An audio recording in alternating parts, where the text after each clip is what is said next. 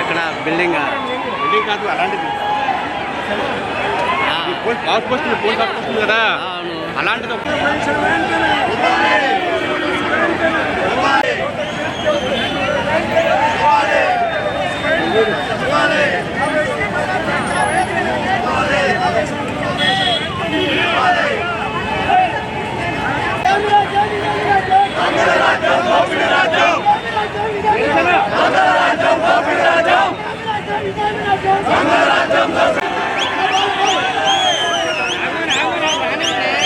ఎవరు ఇష్టం వాళ్ళేనా? మాకు కూడా మీ ఇష్టమేనా?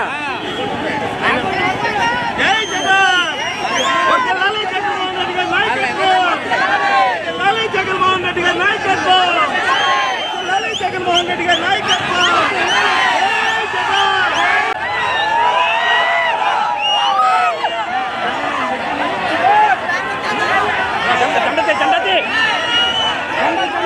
ఆగండి.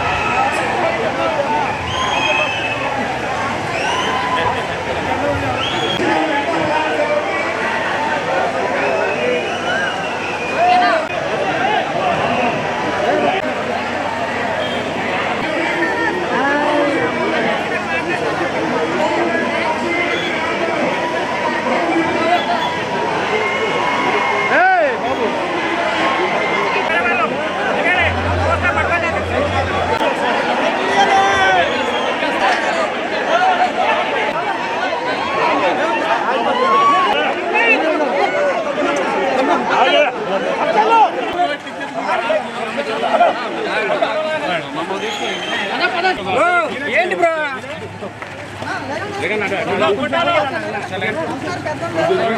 లాడకెళ్తా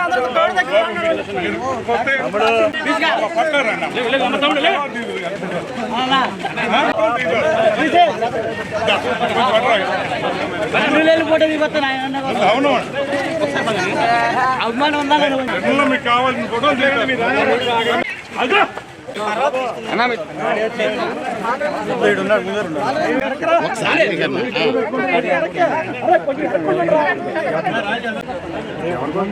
సెల్ఫీ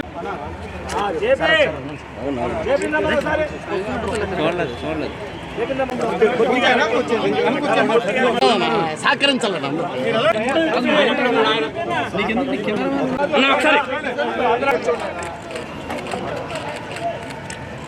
కోఆర్డినేటర్లో వచ్చినటువంటి అతిథులు మాత్రమే మేము పైకి వెళ్తాం. ఎవరు కూడా వెనకాల ఎవరు కూడా మా వెనకాల ఎవరు రాకూడదు.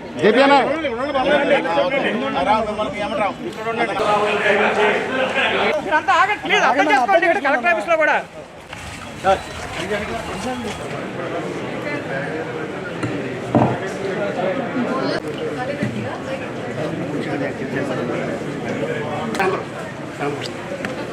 సార్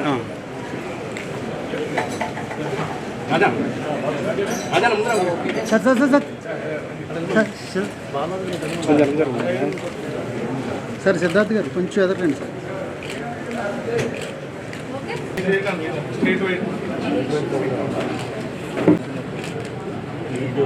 ఫీజు రీయింబర్స్మెంట్ ఏం లేదు, ఇది పరిష్కరించుకుని మీ ద్వారా ప్రభుత్వం కోరుతాం. అలాగే బ్యూరెన్స్ కార్పొరేషన్లో దాదాపు 18,000 ఉద్యోగాలు.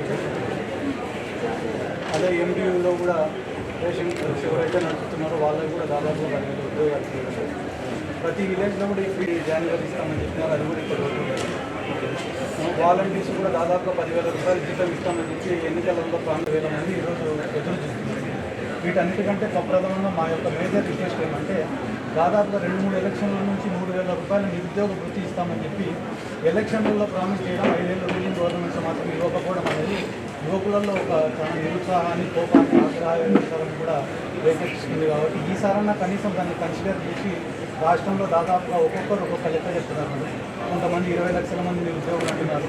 ఈనాడు లాంటి వార్తాపత్రికలు అయితే దాదాపుగా 1,60,00,000 మంది నిరుద్యోగులు ఉంటారంటున్నారు.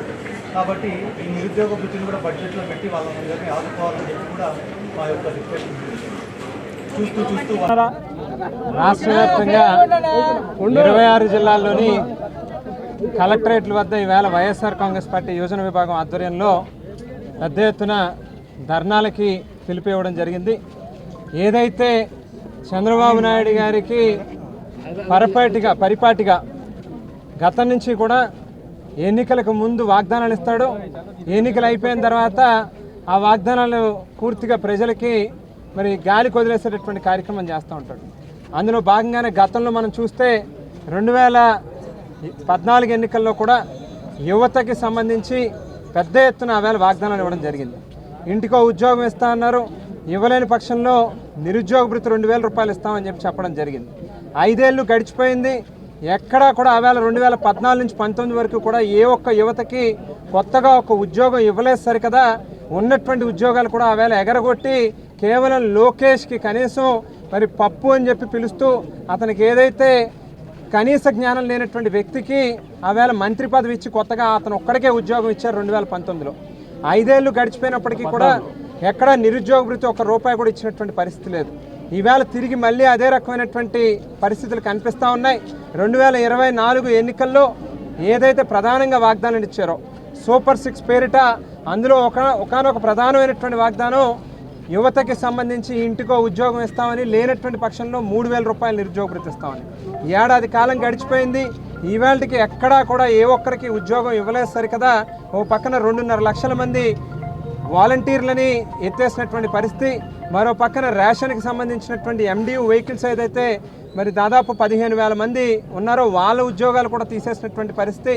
ఈ రకంగా గవర్నమెంట్లో పనిచేసేటటువంటి ఉద్యోగస్తుల్ని పీకేయడమే కాకుండా మరో పక్కన ప్రైవేట్ రంగంలో కూడా మనం ఒకసారి గమనిస్తే రాష్ట్రంలో ఉన్నటువంటి లా అండ్ ఆర్డర్ పరిస్థితి రీత్యా ఒక గ్రామీణ ప్రాంతం నుంచి మొదలుపెట్టి రాష్ట్ర స్థాయి వరకు వైఎస్ఆర్ కాంగ్రెస్ పార్టీ శ్రేణుల్ని ఇబ్బందులు పెట్టడం కోసం ఏ రకంగా కేసులు పెట్టాలి, ఆస్తి నష్టాలు కలిగించాలి, భౌతికంగా దాడులు చేయాలి అనేటువంటి వీళ్ళ తాలూకా ఆలోచనతో ఎక్కడా కూడా కొత్తగా ఒక్క ఇండస్ట్రియలిస్ట్ కానీ ఒక ఇన్వెస్టర్ కానీ ఇక్కడికి వచ్చి కొత్తగా ఒకటి కూడా స్థాపిద్దాం అనేటువంటి ఆలోచన చేయట్లే. కేవలం లా అండ్ ఆర్డర్ పరిస్థితికి భయపడి వెనక్కి వెళ్ళిపోతా ఉన్నటువంటి పరిస్థితి ఉంది. మరో పక్కన ఉపాధికి సంబంధించినటువంటి ఏదైతే పూర్వం నుంచి నడుస్తూ ఉన్నటువంటి స్కీమ్స్ MSME కానీ మరొకటి కానీ ఇన్సెంటివ్స్ ఇవ్వాల్సినటువంటి అవసరం కానీ అవేవి కూడా ప్రోత్సాహకాలు ఇవ్వకుండా పూర్తిగా యువతని మోసం చేస్తూ ఉన్నటువంటి పరిస్థితుల్లో ఈవేళ 1,60,00,000 ఇల్లులు ఏదైతే ఈ రాష్ట్రంలో ఉన్నాయో ప్రతి ఇంటికి ఉద్యోగం ఇస్తా అన్నారు, ఇవ్వలేకపోయారు. కాబట్టి 1,60,00,000 ఇళ్ళకి నెలకి 3,000 రూపాయలు చొప్పున గడిచినటువంటి 12 నెలల కాలంలోని మనం పూర్తిగా లెక్క చూస్తే 57,000 కోట్ల రూపాయలు గడిచినటువంటి సంవత్సరం కాలంలో ఈవేళ నారా చంద్రబాబు నాయుడు గారు ఈ కూటమి ప్రభుత్వం యువతకి బాకీ పడ్డారనేటువంటి విషయాన్ని ఈ సందర్భంగా గుర్తు చేస్తూ ఉన్నాం. తక్షణమే వీటిని కనుక విడుదల చేయనటువంటి పక్షంలో రానున్నటువంటి రోజుల్లో ఈవేళ చూశారు ఏలూరు నగరంలో జగన్మోహన్ రెడ్డి గారు రాకుండానే కేవలం ఆయన తాలూకా జెండాని చూపిస్తే ఇవాళ ఏ స్థాయిలో ఇవాళ యువకులు ఈ కార్యక్రమంలో పార్టిసిపేట్ చేశారనేటువంటిది కేవలం ఏలూరులో మాత్రమే కాదు, రాష్ట్రంలో ఉన్నటువంటి 26 జిల్లాల్లోని కూడా అన్ని కలెక్టరేట్ల వద్ద ఇదే రకమైనటువంటి స్థాయిలో యువత పాల్గొన్నారు. చాలా పెద్ద ఎత్తున ఈ కార్యక్రమంలో భాగస్వాములు అవడం జరిగింది. డెఫినెట్గా రానున్నటువంటి రోజుల్లో కనుక మీరు ఇచ్చినటువంటి వాగ్దానాన్ని నెరవేర్చినటువంటి పక్షంలో మిమ్మల్ని ప్రజలు దోషుల కింద మరి ప్రజల ముందే నించోబెట్టేటటువంటి కార్యక్రమం కూడా జరుగుతుందని చెప్పి ఈ సందర్భంగా తెలియజేస్తూ మరి ఈ కార్యక్రమానికి మరి పూర్తిగా ప్రోత్సాహం అందించినటువంటి స్థానిక వైఎస్ఆర్ కాంగ్రెస్ పార్టీ నాయకులకి, సమన్వయకర్తలకి, జిల్లా అధ్యక్షుల వారికి అందరికీ కూడా ఈరోజు ఏలూరులో వైఎస్ఆర్ కాంగ్రెస్ పార్టీ యోజన విభాగం ఆధ్వర్యంలో సంవత్సరం రోజుల కూటమి పాలన ఏ రకంగా అయితే నిరుద్యోగులను, యువకులను, విద్యార్థులను మోసం తెలిపినటువంటి ఇక్కడున్న యువకులకు, విద్యార్థులకు, అలాగే వైఎస్ఆర్ కాంగ్రెస్ పార్టీ నాయకులకు, విద్యార్థి విభాగం నాయకులకు, యువజన విభాగం నాయకులకు, ఇక్కడ ఉన్నటువంటి పెద్దలకు అందరికీ ముందుగా నా ధన్యవాదాలు, కృతజ్ఞతలు తెలుపుకుంటున్నాను. ఈ ప్రజాస్వామ్య దేశంలో ఎప్పుడైనా కూడా ప్రభుత్వం తప్పు చేస్తేనో లేదా ప్రభుత్వం మోసం చేస్తేనో ఆ ప్రభుత్వాన్ని ప్రశ్నించే అధికారం ప్రతి ఒక్క పౌరుడికి ఉంటుంది. దాంట్లో కూడా ముఖ్యంగా ప్రతిపక్ష పార్టీకి ఆ బాధ్యత చాలా ఎక్కువగా ఉంటుంది. Voice of poor, voice of voiceless అంటారు. కాబట్టి దాంట్లో భాగంగానే ఈరోజు ప్రతిపక్షం ఏదన్నా కూడా అధికార పార్టీ చేసిన తప్పులను, మోసాలను ఎత్తి చూపిస్తే ఈరోజు రాష్ట్రంలో వెంటనే కేసులు కట్టడం, బెదిరించడం, భయపీయడం, జైల్లోకి ఎత్తడం, పీటీ వారెంట్లు వేయడం, ఒక 5-6 నెలలు ఇళ్ళకు రాకుండా అన్ని స్టేషన్లు తిప్పడం, ఇదే జరుగుతూ ఉంది ఈరోజు రాష్ట్రం అంతా కూడా. ఎందుకు నేను మీకు అందరికీ ఈ మాట చెప్తున్నానంటే, చంద్రబాబు నాయుడు గారు ఒక మేనిఫెస్టో ఇచ్చినారు, సూపర్ 6 అని. సూపర్ 6 అని ఇచ్చిన తర్వాత ఉన్నట్టుండి మొన్న ఒక ప్రెస్ మీట్ పెట్టి అన్ని ఇచ్చేసిన అన్నాడు. రాష్ట్రంలో ఉండే జనాలు టీవీ చూసి ఆడవాళ్ళందరూ కూడా ఒకరి ముఖాలు ఒకరు చూసుకుంటారు. నీకు పడి నాకేమైనా పడలేదా, లేదా పడితే నేనేమైనా చూసుకోలేదా? ఎందుకు మీకు అందరికీ ఈ మాట చెప్తానా అంటే, వైఎస్ జగన్మోహన్ రెడ్డి అనే ఒక్క వ్యక్తిగాన ఈ రాష్ట్రంలో లేకపోతే, ఈ రాష్ట్రంలో చంద్రబాబు నాయుడు ఏ ఒక్క పథకము ఇయ్యడు, ఏ ఒక్క డెవలప్మెంట్ కార్యక్రమము చేయడు, ప్రజలకు ఒక్క రూపాయి కూడా ఇయ్యడు. ఆయన ఆడిందే ఆట, పాడిందే పాట. ఎందుకు నేను మీకు అందరికీ ఈ మాట కూడా చెప్తానా అంటే, మా జగన్మోహన్ రెడ్డి గారికి ఈ తెలుగుదేశం ప్రభుత్వానికి పోలికనే లేదు. జగన్మోహన్ రెడ్డి లాగా 10 రోజులు పరిపాలించినా ఒకటే, చంద్రబాబు నాయుడు మాదిరిగా 10 టర్ములు పరిపాలించిన ఒకటే. ఎందుకురా అంటే, జగన్మోహన్ రెడ్డి గారు ఎంత ధైర్యంగా నిర్ణయాలు తీసుకున్నారంటే, సచివాలయాలు కట్టాలనుకున్నాడు, కట్టినాడు. ఆర్బీకేలు కట్టాలనుకున్నాడు, కట్టినాడు. హెల్త్ సెంటర్లు కట్టాలనుకున్నాడు, కట్టినాడు. మెడికల్ కాలేజీలు నిర్మించాలనుకున్నాడు, నిర్మించినాడు. 3 లక్షల కోట్లు ప్రజల అకౌంట్లలో వేయాలనుకున్నాడు, వేసినాడు. కానీ ఈడ చంద్రబాబు నాయుడు ఏదైనా పని చేయాలంటే వెంటనే పవన్ కళ్యాణ్ చూడాలి, చేద్దామా వద్దా అంటాడు. మళ్ళీ పవన్ కళ్యాణ్ ఏదైనా పని చేయాలంటే వెంటనే చంద్రబాబుని చూస్తాడు, చేద్దామా వద్దా అని. వాళ్ళిద్దరు ఏదైనా పని చేయాలంటే వెంటనే మోడీని చూసారు, చేద్దామా వద్దా అని. అంటే వీళ్ళు ఏ నిర్ణయం కూడా సొంతంగా తీసుకోలేకున్నారు. ఈరోజు వీళ్ళు ఏదైనా ఒక స్కీమ్ పెట్టినారంటే ఖచ్చితంగా దాంట్లో స్కామ్ ఉంటుంది. గతంలో హ్యాపీ సండే, దోమల పైన దండయాత్ర, ఇప్పుడు రీసెంట్గా అయ్యేంద్రా అంటే యోగాంధ్ర. ఎవరైనా చంద్రబాబు నాయుడు గారి దగ్గరికి పోయి, సార్ మాకు ఫీజు రీఎంబర్స్మెంట్ ఏమైంది సార్ అంటే, ఊపిరి గట్టిగా పీల్చండి, స్లోగా వదలండి అంట. నిన్న యోగాంధ్రకు ఎంత ఖర్చు పెట్టినారన్నా? ఇప్పుడు ఎంత అప్డేట్లో ఉంటారు చూడండి మీరే జనాలు. 300 కోట్లు ఖర్చు పెట్టి ఆడ పోయి చూసే మ్యాట్లు లేవు, యోగా ఆసనాలు వేసేటోళ్ళు లేరు, ఏపిచ్చేటోళ్ళు లేరు. ఈరోజు నువ్వే పోయి ఆ రిషికొండకు చూస్తే కానీ ప్యాలెస్ ఆడనే ఉందా లేదా, ప్రభుత్వం పేరు పైనే ఉందా లేదా? మళ్ళా ఎవరైనా ఇదే జిల్లాలో చెప్తానన్నా నేను, పోలవరం కట్టనీకే డబ్బు ఖర్చు పెడితే అదో రకం, కానీ చంద్రబాబు నాయుడు గారు పోలవరాన్ని చూడనీకే 100 కోట్లు ఖర్చు పెట్టాడు. దీని గురించి ఏ ఒక్క ప్రజా సంఘాలు, మేధావులు, మీడియా ఛానళ్ళు ఎందుకన్నా చర్చ జరగడంలో ఈరోజు రాష్ట్రంలో. ఒక పక్కన ఈ నిరుద్యోగ భృతి, ఫీజు రీఎంబర్స్మెంట్, వసతి దీవెన, ఉద్యోగాలు, వీటి గురించి మాత్రమే కాదన్నా మేము మాట్లాడేది. పవన్ కళ్యాణ్ గారు ఉన్నారు, ఆయన నమ్మి ఈ ప్రాంతంలో ఉండే ఎంతోమంది యువకులు ఒక జనసేన జెండానే కాకుండా తెలుగుదేశం జెండా పట్టుకున్నారు, బీజేపీ జెండా పట్టుకున్నారు. ప్రతి నియోజకవర్గంలో 100 మంది యువకులకు ఒక్కొక్క యువకునికి 10 లక్షల రూపాయలు ఇస్తామనేది ఎవరు? ఇదే పవన్ కళ్యాణ్ గారే కదా. దాని గురించి ఎందుకు ఎవరు కూడా ఈరోజు మాట్లాడే పరిస్థితి లేదు, ప్రశ్నించే పరిస్థితి లేదు. మేము ఫైనల్గా అర్థం చేసుకునేది ఏమరా అంటే, జగన్మోహన్ రెడ్డి గారు మాకు మాట చెప్పినాడు, ప్రజలపైన నమ్మకం పెట్టి మనం ఎలక్షన్లు చేయాలా అన్నారు. కానీ చంద్రబాబు నాయుడు గారు ఏమంటున్నారంటే, ప్రజలని నమ్మిస్తూ ఎలక్షన్లు చేయాలంట. ప్రజలను ఒక్కసారి నమ్మిస్తూ ఉండాలంటే ఎలక్షన్ల వరకు. రేపేస్తా, ఎల్లుండేస్తా, ఇంకో 3 రోజులకి వేస్తా, ఉన్నట్టుండి అన్నీ వేసేసినాం, ఇంకా నన్నేం అడగద్దండి అని చెప్తున్నాడంట. దయచేసి ఒక్క మాట రాష్ట్ర ప్రజలు కూడా ఆలోచన చేయండి అన్న. ఈ రాష్ట్రంలో ఎంతో క్రైమ్కు పాల్పడింది, ఫ్యాక్షన్ రాజకీయాలను ఎంకరేజ్ చేసింది, గ్రూప్ రాజకీయాలను ఎంకరేజ్ చేసింది, ఫైనాన్షియల్ క్రైమ్ చేసింది నారా చంద్రబాబు నాయుడు గారు. 2 ఎకరాలతో మొదలైన ఆయన ప్రస్థానం ఈరోజు 2 లక్షల కోట్లకు పడగలెత్తింది. 2 లక్షల కోట్లకు ఆయన ఎదిగిన తర్వాత ఏ పార్టీతో అయినా ఆయన లింకులో ఉంటాడు. కాంగ్రెస్తో అయినా లింకులో ఉంటాడు, బీజేపీతో అయినా లింకులో ఉంటాడు. ఆయన పైన ఎంక్వైరీలు పడకుండా చేసుకుంటాడు. ఆయనకి ఏ ఇబ్బంది రాకుండా చేసుకోవడంలో ఆయన సిద్ధహస్తుడు, దిట్ట. కానీ ఆయన జీవితంలో ఒకే ఒక్కడు ఆయన చేసిన తప్పులను ప్రశ్నించినాడు.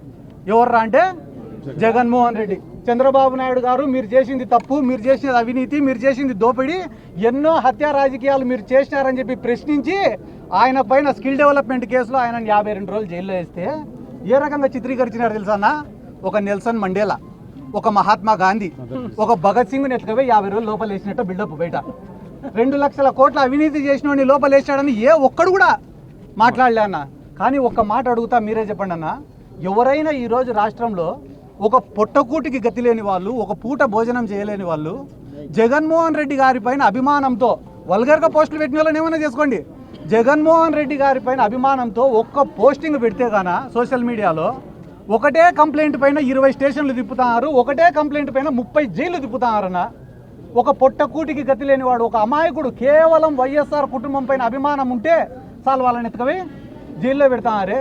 ఏ ప్రజా సంఘాలు మాట్లాడలే, ఏ మేధావులు మాట్లాడలే. ఎందుకంటే డబ్బులు ఉండేటోడికి ఒక న్యాయం, డబ్బు లేనోడికి ఒక న్యాయం.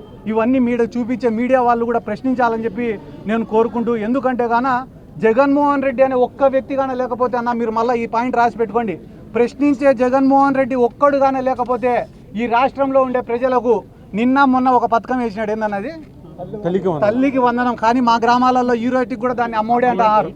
ఎందుకంటే గాన అమ్మఒడి అనే పథకానికి, ఎందుకంటే బ్రాండ్ అంబాసిడర్ దానికి ఎవరైనా ఉండారంటే అది కూడా జగన్మోహన్ రెడ్డి గారు. ఎందుకంటే చంద్రబాబు నాయుడు గారు ఇది 4వ టర్మ్ సీఎంగా ఉండే చంద్రబాబు నాయుడు గారికి ఒక్క పేద విద్యార్థిని చదివించాలా అనే ఆలోచన రాలే. కానీ ఎప్పుడైతే జగన్మోహన్ రెడ్డి గారు అమ్మఒడి అని పెడితే ఈడ తల్లికి వందనం, జగన్మోహన్ రెడ్డి గారు ఆసరా అంటే ఆడబిడ్డల నిధి, జగన్మోహన్ రెడ్డి గారు రైతు భరోసా అంటే రైతులకు ఏం పెట్టినాడు, ఆ పేర్లు కూడా కష్టంగా ఉన్నాయి.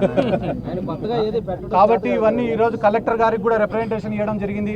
ఈ రాష్ట్రంలో 2,50,000 మంది వాలంటీర్లు ఉద్యోగాలు కోల్పోయి ఇంటి దగ్గర కూర్చొని ఉన్నారు.